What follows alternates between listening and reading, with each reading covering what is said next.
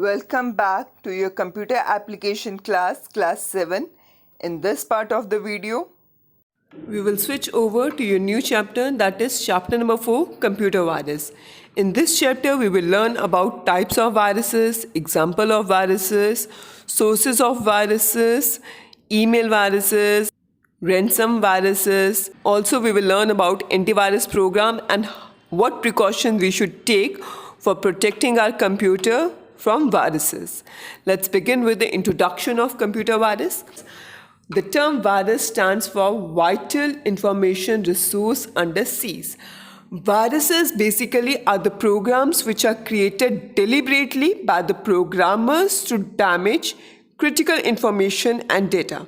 The people who create that virus program are termed as virus authors.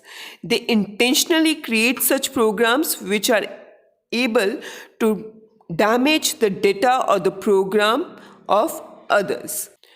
One thing is clear, that once virus is in your computer, your files or the operating system may get damaged. Most of the viruses are harmful, but some of the viruses are harmless. They are just created to create disturbance in the programming. Viruses can destroy data or even the entire hard disk. Viruses attach themselves to a program file and move with them with disk to disk or file to file. Some viruses attach itself to a file lies dormant, but when a certain time or date or event occurs, the viruses trigger and they activate themselves and create the causes in the particular system. One of the example of the dormant virus is Jerusalem virus. It always gets activated when Friday occurs on the 13th of the month. There are few types of viruses are mentioned in your book. They are file infector virus, boot sector virus, executable file virus and macro virus. File infector virus is the most common virus. It adds virus code to the regular programming code within the program files. When the infected program is executed, the other files also get infected, like a cold. Once one person having a cold, the other person automatically get infected. Similarly, in the file infector, one file, if it's infected by the file infector virus, the other files are automatically get infected. Next, we have boot sector virus. Boot sector virus always works on the booting process of the computer system.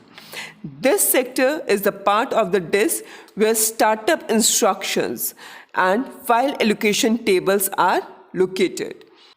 These viruses are very dangerous because once these viruses enter in your computer system, it will put effect on the hard disk of the computer system.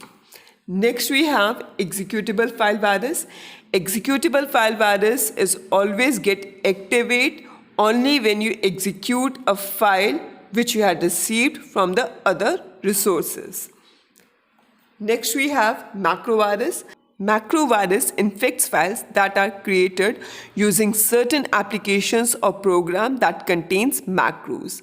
These mini programs make it possible to automate series of operations so that they are performed as a single action.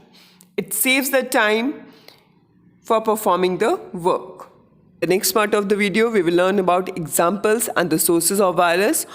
Along with it, we will learn about antivirus programs and how we can protect our computer system with the viruses.